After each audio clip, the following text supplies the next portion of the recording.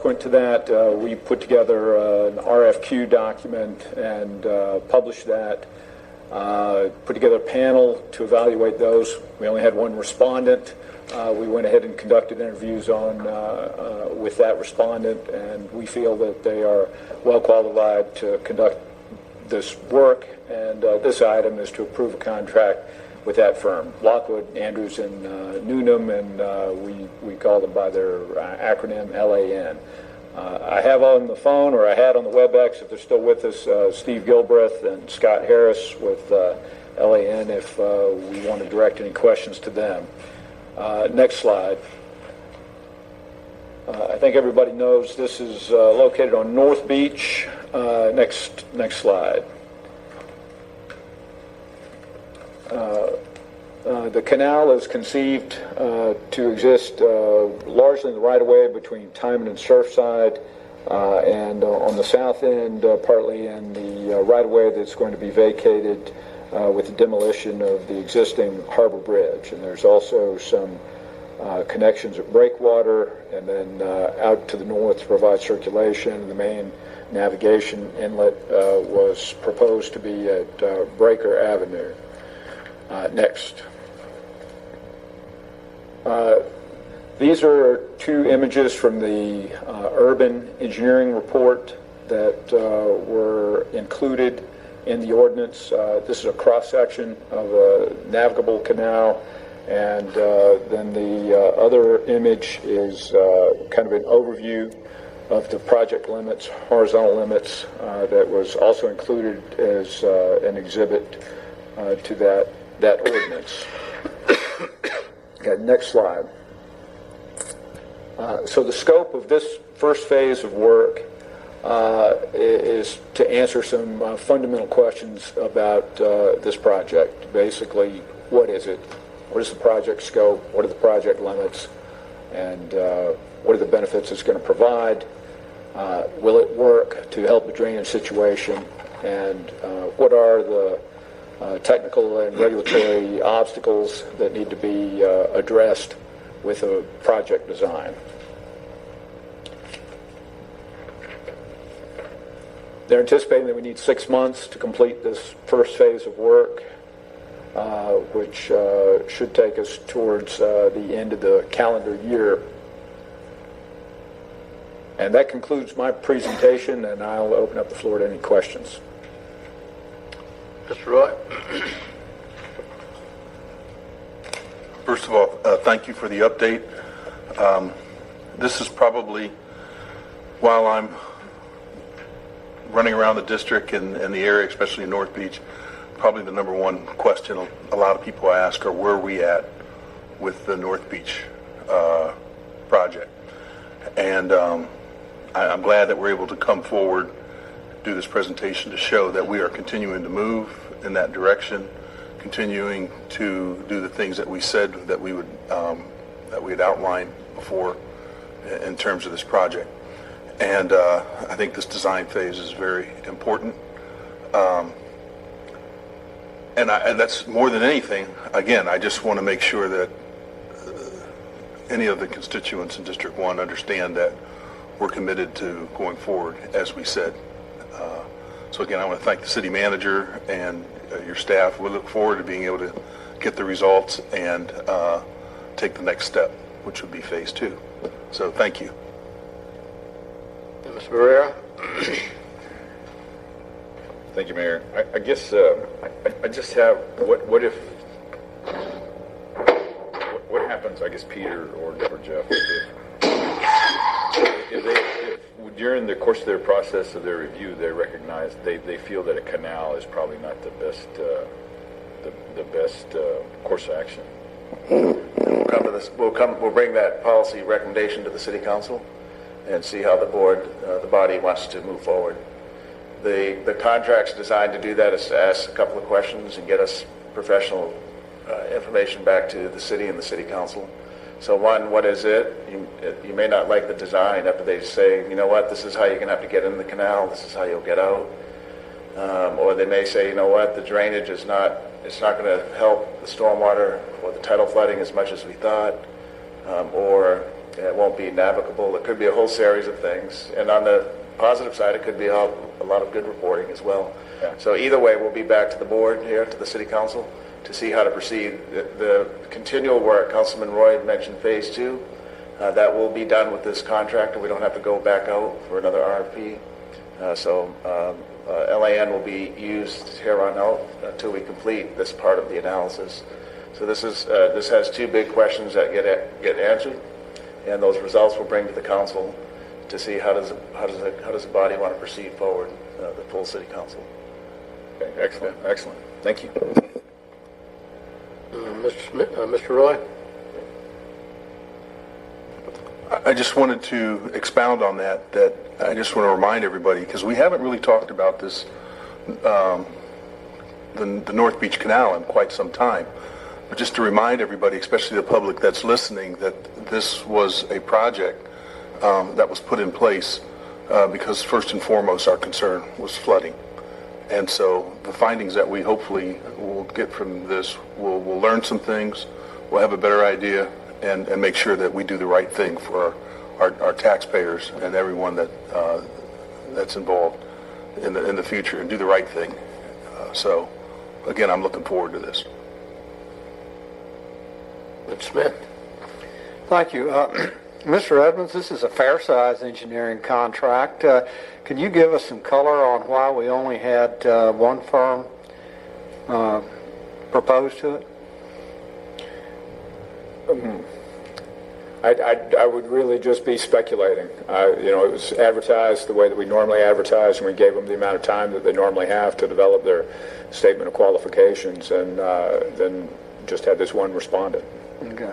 We did. Can I add to that too, Councilman, that as we customarily do, we had a pre-bid conference, meaning that whoever might be interested in bidding can come to hear a presentation. And we had about six to eight firms there, Jeff, I think. Yeah, we did have quite a good attendance at that. Yeah, and we even scheduled and conducted a tour of the peninsula. We took them along what could be the project limits, and a good 5 or so firms joined us in that bus trip. So we were a little surprised when only one submitted a proposal. It may be because of the challenge of the project, the challenging nature of it, we're not sure. But the committee that interviewed the one firm, the LAN, and read their written proposal, were pleased with their credentials and their approach to the project. We'd like the team that's on the phone today with us. In fact, we work with them to refine the scope of work that we're bringing forward to you today. And they worked in an expedient manner and understood what we were saying, which is good. There was good, clear communication between both parties. So we think we can work real well with this firm. We think they're qualified. And LAN has a good presence here in Corpus Christi. Yes, they do. Okay. Yeah. Thank you. We're confident with them. Any other comments? Yes, question back. Mr.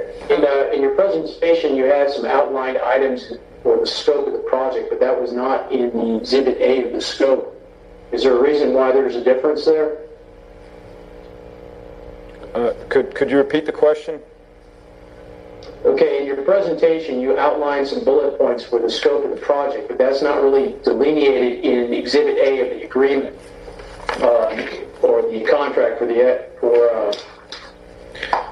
Well, I think what we're doing is sort of paraphrasing, but those items are covered in their proposal. So, Just a second, Councilman, if you're referring to Exhibit A on 725, page 725. Yeah, 4.2 scope of work, Exhibit A. Yeah, that page is from the RFP that was put out. So that Exhibit A is not exhibit to the contract. I'm not sure how that's in there. That was the scope of services that we looked for when we put the RFP out. okay. Yeah. I think we just put that in for It's reference. not part of the contract. The contract's everything prior to there, 712 through, looks like 700. Well, you also have Exhibit A1 that is the proposal from LAN. The other question I have is why was this separated into 2 phases? Because if you're going to use the same contract, I'm assuming the second phase is going to have some cost to it.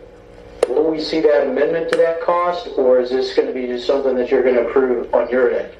No, I think this would be a large amendment, and the first phase is going to inform on the second phase. It's very difficult if we give them a go decision to design this. At this point, they don't have enough information to really scope that out and price that out. So we've got to go through this sort of feasibility study phase to be able to get to the point that we can come up with an accurate scope for the second phase work.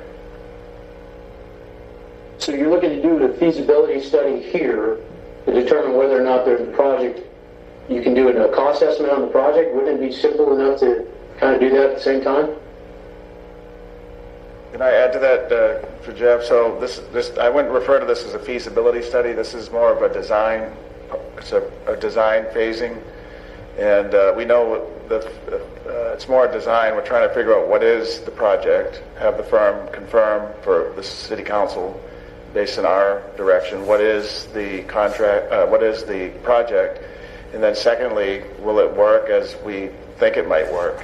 So those two big questions get answered first, then we come back to city council with a phase 2 and an increased scope of work and an increased cost. The staff, we're recommending that we do this incrementally rather than having a contract value that could be 2 or 3 times as great as what we're recommending today when there's still a lot of unknowns. We take it kind of one step at a time and have these 2 questions answered, bring the results back to the city council to see how you want to proceed. We'll give you a recommendation as well, a professional recommendation. So we plan to come back, as Jeff said, there won't be an administrative amendment to the contract, but rather one that the staff will evaluate and give a recommendation to council. It's fiscally prudent in those terms, and we still are committed to moving forward. Okay, so the reason I asked this is because, Jeff, you had mentioned that you were giving them 6 months to complete this contract. That puts it into the next city council. If there are no, I'm assuming this would come back in January. Is there a possibility they can finish this, complete this before that 6 months, and have it come back before, like maybe in November?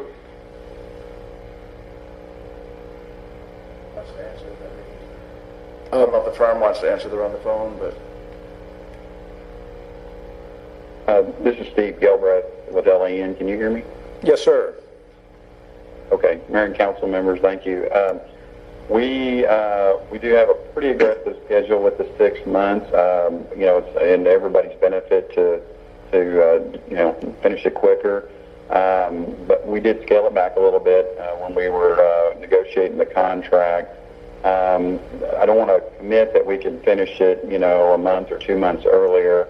But at this point, we can look for opportunities to do that. But I think by the time we have some planned workshops and things like that, the 6 months seems the most reasonable. But we will look at that with Jeff and others. Okay, thank you. Ms. Wortham? Thank you. Mr. Edmonds, my question's regarding the funds. And I'm wondering, so is this something that's going to be reimbursed by the TERS? Or doesn't this, no?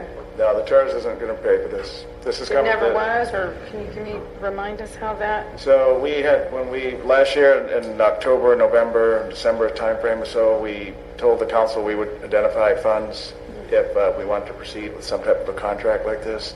So in kind of scrubbing the budget, we looked, the best source of money was some interest earnings in our utility funds, and that's prior projects and prior revenue bonds had accrued interest earnings, and so we recommended to use that for a next step study. And so that's what this would be. The price tag for this today is a little over $500,000. So there's not even enough. The TERS only we saw earlier today. Well, but that's why I said reimbursed. Yeah. Later. Yeah. So moving forward, where would, the funds, or what do we? Well, that's, yeah, right. So remember the ordinance council passed said that the navigable canal that you all approved would be a $41.5 million price tag. Mm-hmm. And we have not identified where that money would come from, nor do we have any. Or phase 2 of this. Phase 2, well, so the identified dollars were around $1 million. And so this uses about half of them. And so we still have half in reserve for phase 2. And okay. So the drainage, those grants that the county is looking into with that. That would be a different aspect of the redevelopment of the peninsula, including most notably a breakwater system. That's what the grant would be used for. Some type of breakwater. Oh, I see. Yeah. Okay. Yeah, one of the alternatives for some breakwater to minimize the velocity of the storm. That's for. Right, that's what those grants would be used for. Well, I thought she mentioned drainage, though. So the county applied for additional grants for a watershed study in Nueces County that the city is recommending as well, and that would help in the drainage system that we have to develop. But that grant would determine and analyze the 2 big watersheds that exist in Nueces County. That's what that grant would be used for. Okay. Thank you. Any other comments? Mayor, I'd like to say something. It's Michael, Mayor. Go ahead. I just want to commend the city manager and sharp-dressed man, Jeff Edmonds, for continuing to work on this. So thank you all very much. Okay, any other comment? Entertain a motion to pass, start this. Like to make a motion? All right, there's a motion. Is there a second on item 18? Second. All right, there's a motion and second on item 18 to engage Lockwood, Andrews, and Newman for $508,988 on phase 1 to answer the question, well, is a navigable canal there, and will it solve the drainage problem? That's the goal of the study, right? All right, there's a motion and a second. Any other discussion?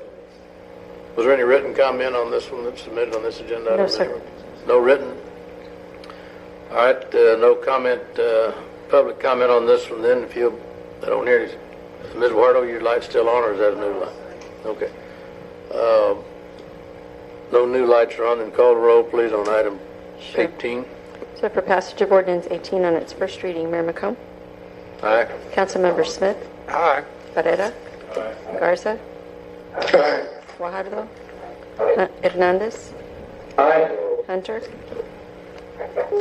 Mr. Aye. Okay, Hunter. Molina. Aye. And Roy. Aye. The ordinance passes. Okay, item number 9.